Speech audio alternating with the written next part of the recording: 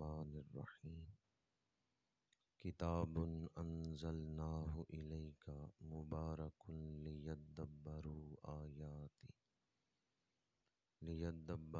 آیاتہ ولیتذکر اولو الالباب صدق اللہ مولانا العظیم ان اللہ وملائکتہ یصلون علی النبی یا ایہا الذین آمنوا صلوا علیہ وسلموا تسلیما الصلاة والسلام علیک یا رسول اللہ وعلی آلک واصحابک یا حبیب اللہ الصلاة والسلام علیک یا رسول اللہ وعلی آلک واصحابک یا حبیب اللہ قرۃ عیون الصلحاء زینت محفل گلے گلشن سادات سرمایہ آل سنت پیر سید مدثر شریف شاہ صاحب دامت برکاتہم العالیہ پیکر اخلاص و محبت فخر آل سنت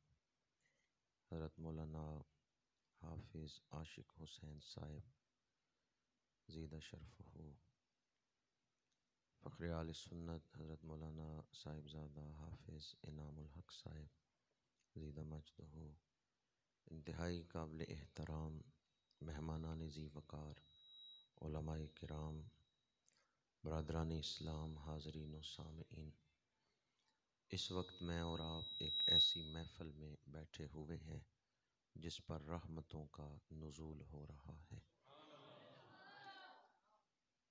جامعہ حیدریہ سالانہ جلسہ دستار فضیلت انعقاد پذیر ہے۔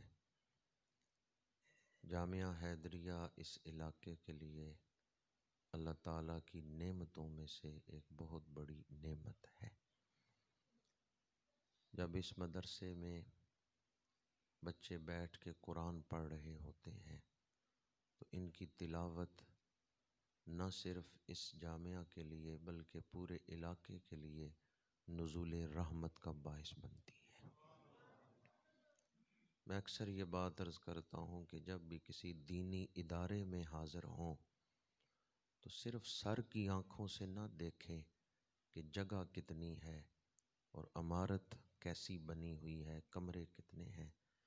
صرف سر کی آنکھوں سے عمارت کو ہی نہ دیکھیں بلکہ دل کی آنکھوں سے دیکھیں یہاں دولت کون سی بانٹی جا رہی ہے، یہاں خزانہ کون سا تقسیم ہو رہا ہے۔ مولانا جامی نے اسی لیے لکھا خوشا مسجد و مدرسہ و خانقاہ کہ دروے بود کی لوکال محمد۔ ہمیں مسجد، مدرسہ اور خانقاہ سے اس لیے محبت ہے کہ یہ ہمارا رشتہ حضور سے جوڑتے ہیں۔ جہاں سے محبوب کا پتہ ملے محب وہاں دوڑ کے پہنچتا ہے۔ مسجد، مدرسہ اور خانقاہ یہ ہمارا تعلق رسول اللہ سے جوڑتے ہیں، یہ ہمارا تعلق اللہ کے رسول کے ساتھ جوڑتے ہیں۔ یہ انسانیت ساز ادارے ہیں۔ مسجد، مدرسہ اور ماحول یہ بندوں کا ٹوٹا ہوا تعلق اللہ اور اس کے رسول کے ساتھ جوڑتے ہیں۔ یہ اخلاق حسنہ سکھاتے ہیں، اولاد کو ماں باپ کا ادب سکھاتے ہیں۔ معاشرے میں اخلاق حسنہ ہیں تو وہ مسجد اور مدرسے کا فیض ہے۔ مولانا جامی نے 3 مراکز بیان کیے ہیں کہ یہ مراکز خیر ہیں، مسجد، مدرسہ اور خانقاہ۔ لیکن ان تینوں میں جو مرکزی حیثیت حاصل ہے وہ مدرسے کو ہے، اس لیے کہ مسجد چلانے کے لیے امام کی ضرورت ہے، مسجد کے لیے خطیب کی ضرورت ہے، اور خطیب اور امام تیار کہاں ہوتے ہیں؟ مدرسے میں تیار ہوتے ہیں۔ خانقاہ کے لیے ایک ایسے سجادہ نشین کی ضرورت ہوتی ہے کہ جو دین کا علم بھی رکھتا ہو، ورنہ بے علم اگر مسند پہ بیٹھ جائے، جاہل اگر بزرگوں کی مسند پہ بیٹھ جائے تو حضرت سلطان باہو رحمۃ اللہ تعالیٰ علیہ فرماتے ہیں باج علموں جو کرے فقیری کافر مرے دیوانہ۔ تو خانقاہ کو بھی دین کے علم کی ضرورت ہے۔ خانقاہ اور مسجد ان دونوں کی ضرورت پوری کرنے والا ادارہ ہے تو وہ مدرسہ ہے۔ رمضان شریف میں پوری دنیا کی مساجد کے اندر جہاں جہاں نماز تراویح میں قرآن پاک سنایا جاتا ہے، یہ حافظ جو رمضان میں ہمیں قرآن سناتے ہیں، یہ کالجوں نے تیار کر کے دیے ہیں، یہ یونیورسٹیوں نے تیار کر کے دیے ہیں۔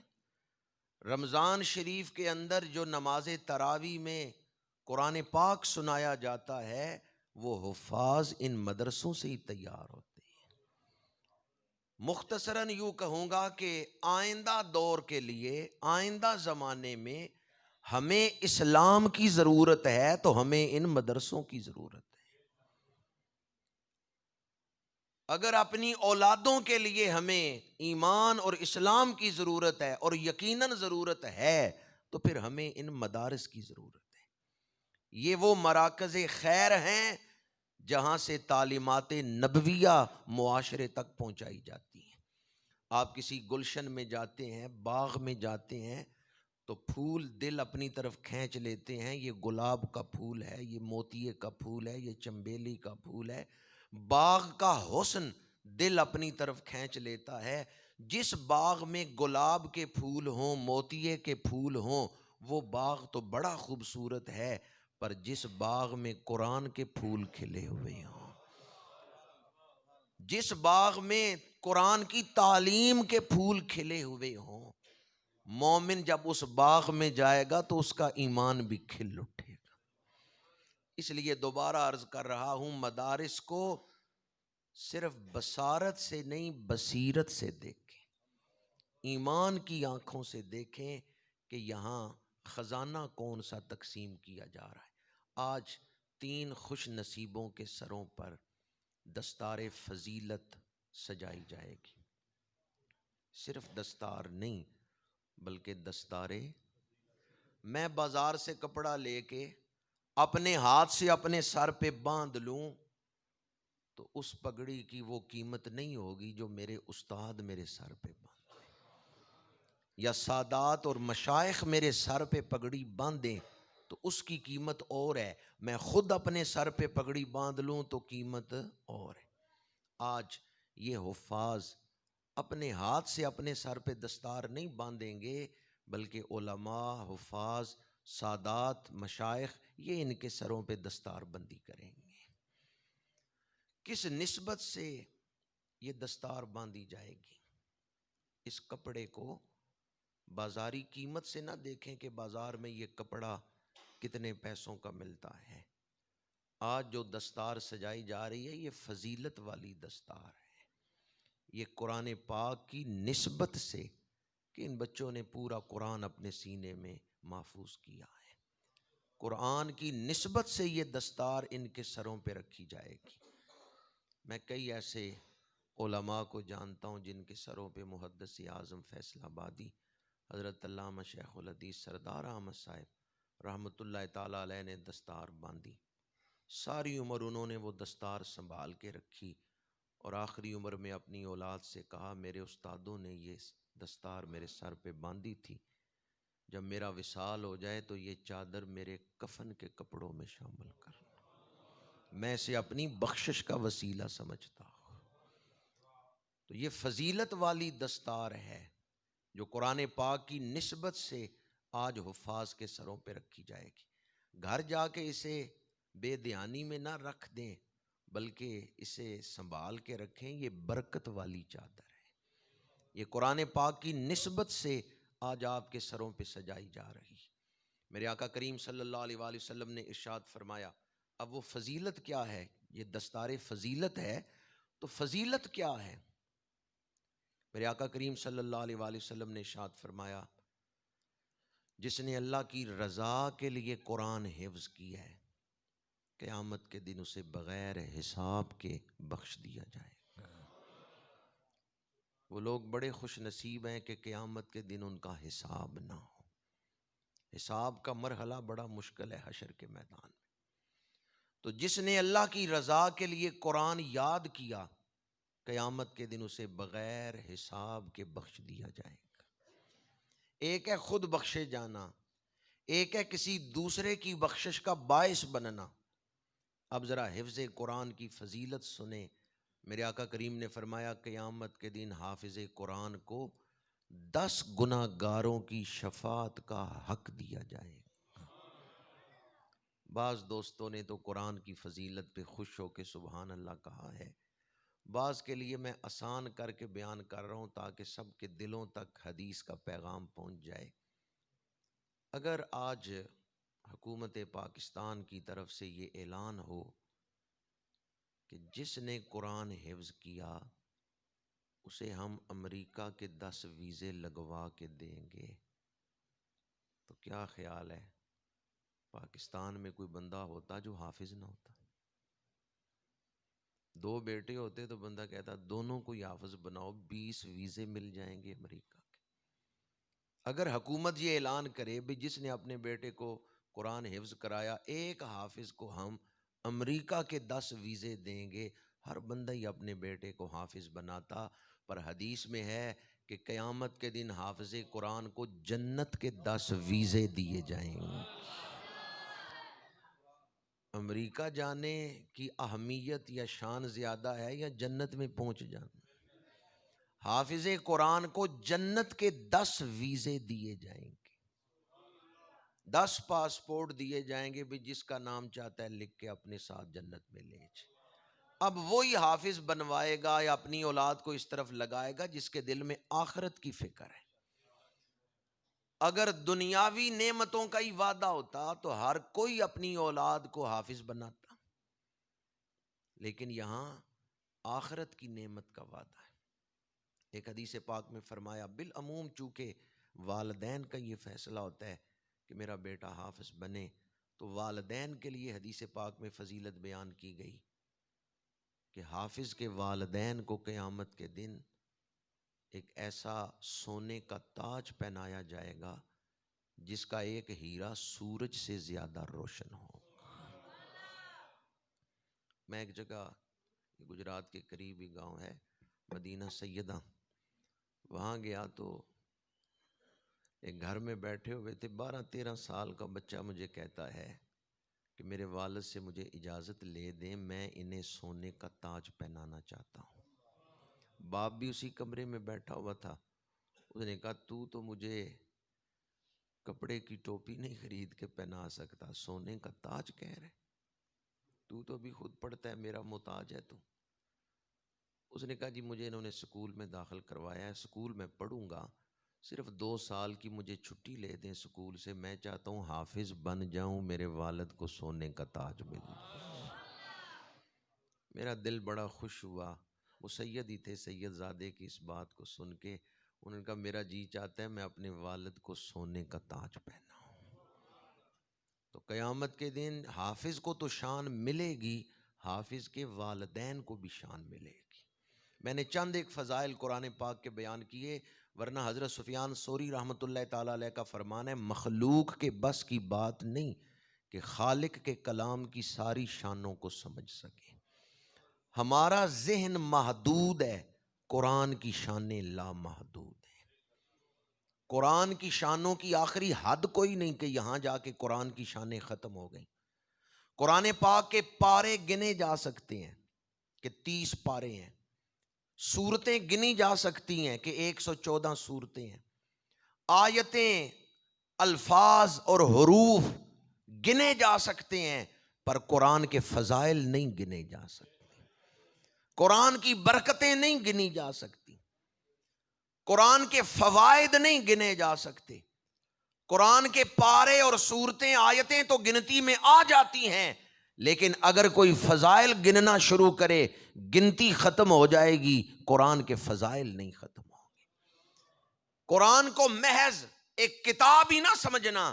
اقبال کہتے ہیں فاش می گویم آنچ در دل مضمر است، این کتابیں نیست چیزیں دیگر است۔ قرآن عام کتابوں کی طرح محض کتاب نہیں، بلکہ قرآن ایک طاقت کا نام ہے، قرآن ایک خزانے کا نام ہے، قرآن زندگی ہے، قرآن روحانیت ہے، قرآن شعور ہے، قرآن نور ہے، قرآن حکمت ہے، قرآن دستور ہے، قرآن گرے ہوئے لوگوں کو اٹھانا جانتا ہے، قرآن ہارے ہوئے لوگوں کو جتوانا جانتا ہے، قرآن مایوسی کی دلدل میں ڈوبے ہوئے لوگوں کو مایوسی سے نکال کر زندگی کے راستے پہ چلانا جانتا ہے۔ بندہ کمزور ہو، قرآن کھولے، اس کا تعلق سب سے طاقت والے کے ساتھ جڑ جائے گا۔ وَنُنَزِّلُ مِنَ الْقُرْآنِ مَا هُوَ شِفَاءٌ وَرَحْمَةٌ لِّلْمُؤْمِنِينَ۔ کوئی بیماری ایسی نہیں جس کی شفا قرآن کے اندر نہ ہو۔ ہمارا کوئی سوال ایسا نہیں کہ جس کا جواب قرآن کے اندر نہ ہو۔ ہماری کوئی الجھن ایسی نہیں قرآن جسے سلجھا نہ سکتا ہو۔ آپ نے قرآن کو محض ایک کتاب سمجھا نہیں، قرآن تو ایک طاقت ہے۔ آج اگر کوئی غیر مسلم آپ سے پوچھے، کیونکہ سوشل میڈیا کی وجہ سے دنیا تو ایک گلوبل ولیج بن گیا ہے، اگر کوئی غیر مسلم آپ سے پوچھے واٹ از قرآن، تو کیا آپ اسے بتا سکتے ہیں کہ قرآن کیا ہے؟ ہمیں خود پتا ہوگا تو ہم کسی دوسرے کو بتا سکتے ہیں کہ قرآن کیا ہے۔ دنیا میں آج سائنسی علوم نے بڑی ترقی کی ہے، پر یاد رکھیں دنیا آج تحقیق کر کے جو علوم بیان کر رہی ہے، قرآن 1400 سال پہلے وہ بیان کر چکا ہے۔ ہالینڈ میں ایک سیاسی جماعت ہے PVV، ان کا سینئر رکن تھا وین ورڈر، اسلام کے خلاف ریسرچ کر رہا تھا، اسلام کے خلاف تحقیق کر رہا تھا، لیکن اسلام کے خلاف ریسرچ کرتے ہوئے اس نے اسلام قبول کر لیا۔ محمد حمزہ اس کا نیا نام ہے۔ میں ان دنوں ہالینڈ میں تھا، محفل میلاد میں یہ نو مسلم آیا اور حضور کی سیرت پر اس نے بیان کیا۔ چونکہ ان دنوں اس نے نیا نیا اسلام قبول کیا تھا، کچھ ٹی وی اینکر آگے اس سے سوال کرنے، یہ وہاں کی بہت بڑی سیاسی جماعت کا رکن تھا۔ روٹرڈیم کے ساتھ ایک شہر ہے ڈن ہاگ، وہاں کچھ ٹی وی اینکر آئے محفل میلاد میں اس سے سوال کرنے۔ ایک ٹی وی اینکر نے کہا کہ تیرے جیسا سمجھدار اور لائق سیاستدان، اس سے نہیں یہ امید کی جا سکتی تھی کہ وہ اپنے سیاسی کیریئر کو ختم کر دے گا اور اسلام قبول کر لے گا۔ لگتا ہے مسلمانوں نے تجھے ورغلا لی ہے، تو ان کی باتوں میں آ گیا ہے۔ جب اس نے کہا نا لگتا ہے مسلمانوں نے تجھے ورغلا لیا ہے، تو ان کی باتوں میں آ گیا ہے، تو فوراً اس نو مسلم نے کہا I am not that person who follows others' opinions without his research۔ میں کوئی بچہ نہیں کہ جو چاہے میرا ہاتھ پکڑ کے لے جائے، میں نے خود ریسرچ کی، میں نے فیصلہ کیا تھا کہ حقیقت تک پہنچوں گا، سچائی تک پہنچوں گا، سچ کیا ہے اس تک پہنچوں گا، اور تعصب کو راستے کی رکاوٹ نہیں بننے دوں گا۔ عالمی عدالت انصاف کا جو میرٹ ہے اس پر ریسرچ کروں گا۔ آج میں اس نتیجے پر پہنچا ہوں، دنیا میں قرآن جیسی کتاب کوئی نہیں ہے، محمد عربی جیسی ہستی کوئی نہیں ہے۔ یہ کون کہہ رہا ہے؟ جو غیر مسلموں کے گھر پیدا ہوا، جو غیر مسلموں کے سکولوں میں پڑھتا رہا، معاشرہ غیر مسلموں کا، پر وہ نو مسلم کہتے ہیں میری ساری زندگی کی ریسرچ کا، تحقیق کا نتیجہ یہ ہے دنیا میں قرآن جیسی کتاب کوئی نہیں ہے، محمد عربی جیسی ہستی کوئی نہیں ہے۔ قرآن بھی بے مثال ہے، صاحب قرآن بھی بے مثال ہے۔ پھر ہم کیوں نہ کہیں سب سے اولا و اعلیٰ، سب سے بالا و والا، خلق سے اولیاء، اولیاء سے رسول اور رسولوں سے اعلیٰ۔ فرانس نے توہین آمیز خاکے شائع کیے، تو میں کہتا ہوں فرانس والو ہماری بات نہیں سنتے، نہ سنو، تمہاری اپنی قوم کا بندہ ہے ڈاکٹر مورس بوکائے، فرانسیسی سائنسدان تھا، ڈاکٹر تھا، اس نے قرآن کی ایک آیت پڑھی، اسلام قبول کر لیا۔ ڈاکٹر مورس بوکائے اسلام قبول کر کے اس نے پھر کتاب لکھی، نیٹ پہ موجود ہے، the Bible, the Quran and the science. ایک آیت پڑھی اور پھڑک اٹھا۔ پھڑکنے کا مطلب سمجھتے ہیں؟ اقبال نے دعا مانگی تھی، تڑپنے پھڑکنے کی توفیق دے، دل مرتضیٰ سوزے صدیق۔ وہ کون سی ایک آیت تھی کہ فرانسیسی اسکالر ایک آیت پڑھ کے اسلام قبول کر لیتا ہے؟ وہ جانتا تھا انسانی جسم میں جلد کا کردار کیا ہے، درد محسوس کرنے میں جلد کا کردار کیا ہے، وہ اس سے واقف تھا۔ جب اس نے یہ آیت پڑھی کلما ناضجت جلودہم بدلناہم جلودا غیرہا لیذوقوا العذاب، جب دوزخیوں کے جسم جلیں گے، کھال جلے گی، ہم انہیں نئی جلد عطا کریں گے تاکہ وہ درد محسوس کریں۔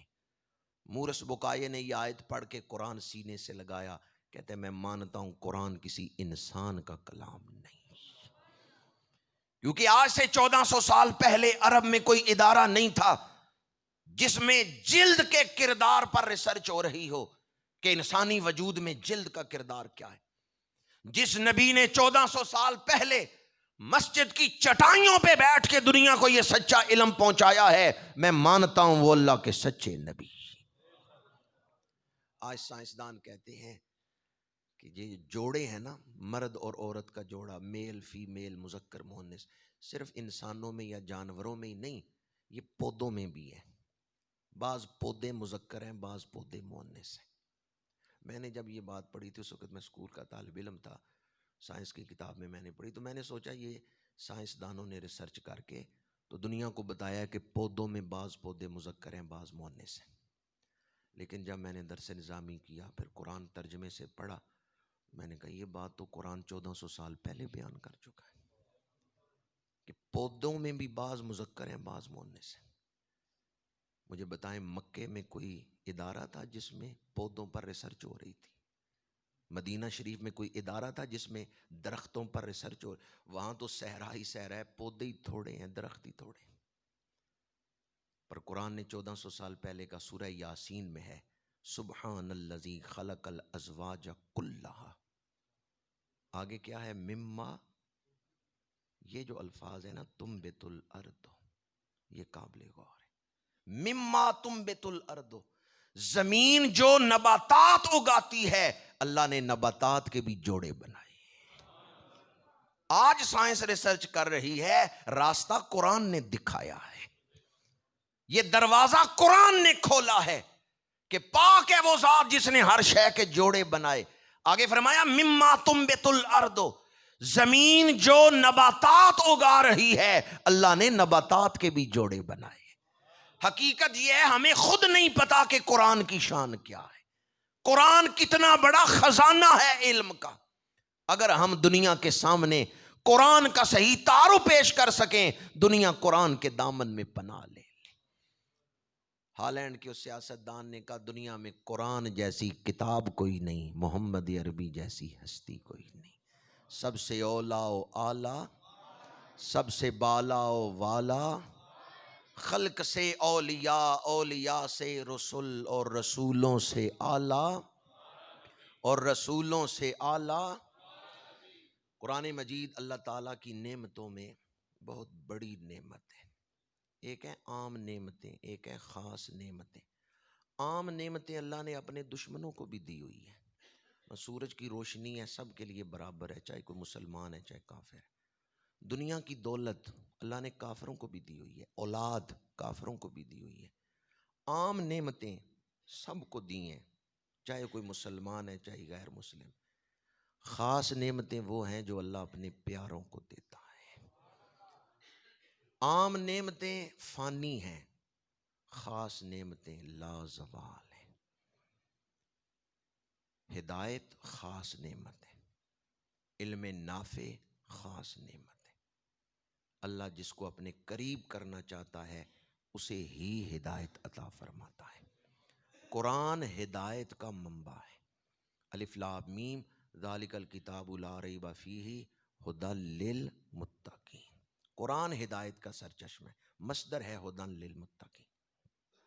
جسے ہدایت کی ضرورت ہے اسے قرآن کے ساتھ جڑنا ہے، اس نے قرآن کے ساتھ تعلق جوڑنا ہے۔ آج میں نے شروع میں کہا تھا کہ یہ ادارہ نعمت ہے اہل علاقہ کے لیے، ہمارے معاشرے کے گناہوں کا کفارہ ہے جامعہ حیدریہ۔ آج ہم جس غفلت میں مبتلا ہیں اور قرآن کے ساتھ جو سلوک کر رہے ہیں، ہاتھ نہیں کھڑے کروا رہا کہ آج کس نے قرآن کھولا ہے اور کس نے نہیں کھولا۔ کتنے ہفتے گزر جاتے ہیں، مہینے گزر جاتے ہیں، ہمیں توفیق نہیں ملتی کہ ہم قرآن کھول کے پڑھیں۔ یہ بچے جو روز قرآن کھول کے پڑھتے ہیں، یہ ہمارے گناہوں کا کفارہ ہے۔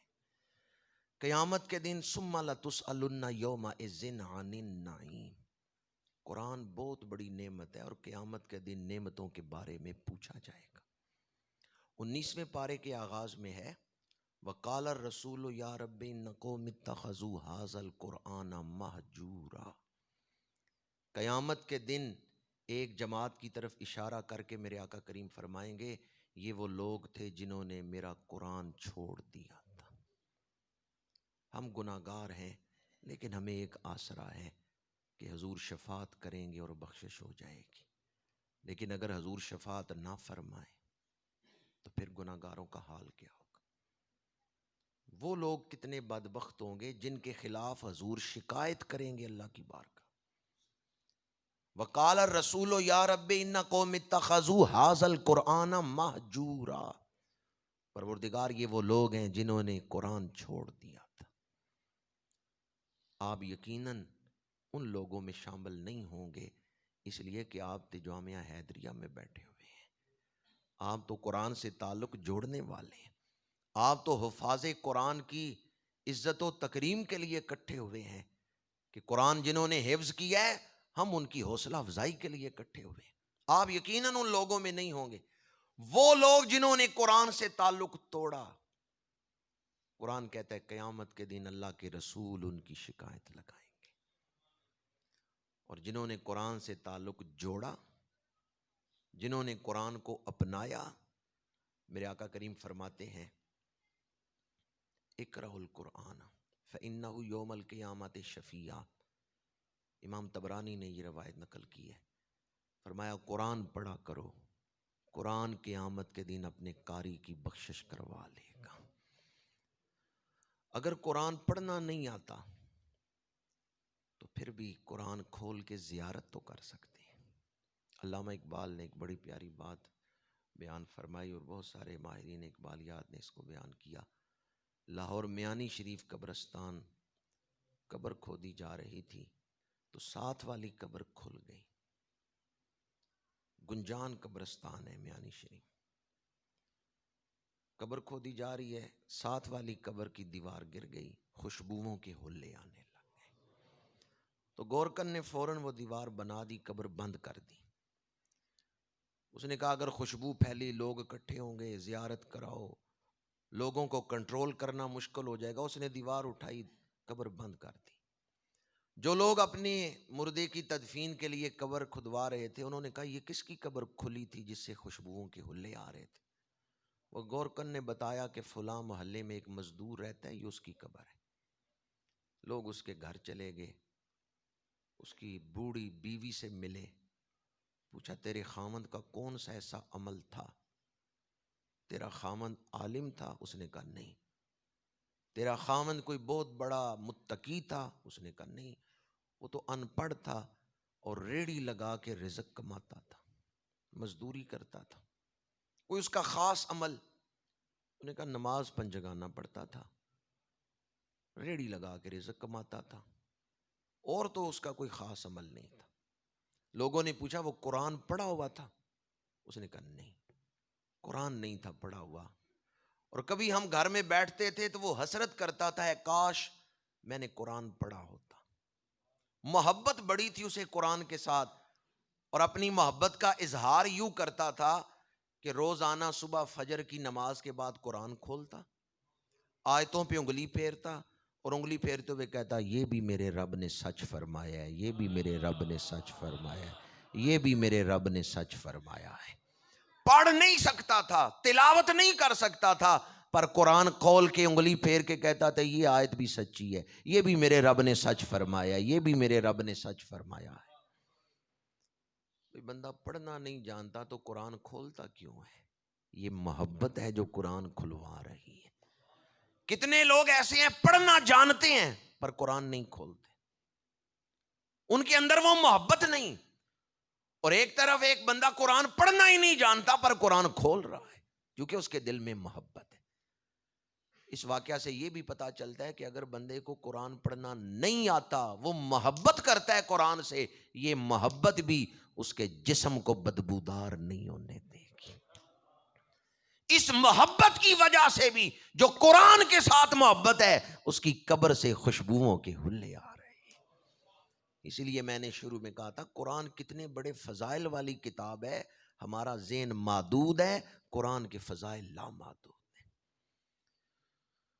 ترکی کی خلافت جو ہے وہ خلافت عثمانی ہے، تو جس کے نام پر ہے نا عثمان، یہ ارطغرل کا بیٹا عثمان، یہ اپنے مرشد کے پاس گئے تو مختلف دور سے عثمان گزرے ہیں۔ ایک ایسا موقع بھی ان کی زندگی میں آیا تھا کہ قبیلے سے لڑائی ہوئی، یہ ناراض ہو کے مرشد کے پاس گئے۔